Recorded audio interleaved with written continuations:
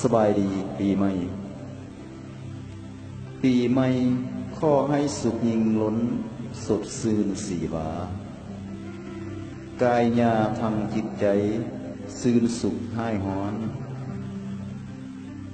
อันว่าโลคาเว้นนี่ไปไกลห่างโอ้เนาะความเจ็บเจ้าอย่าได้ความไข้เจ้าอย่ามีแท้เนออันว่าผู้ที่มีหักแล้วให้หักหอแผ่กันหักห้อมทอมเอาใจอย่าได้ไหลลาหางเคาะเค้นเวรกำหายนี่ไปไกลห่างมาฮอดปีใหม่นี้ให้ส้มแมงดังวังแท้เนอโอ้เนาะโชคดีปีใหม่เถินข้อจงรวยสุขรวยทั้งเงินและทองกายกองนองล้น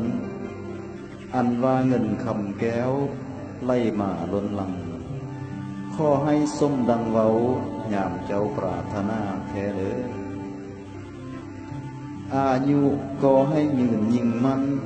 พันกลัวพบัดซาทางกายญาแข้งแหงโตการงานบ้าน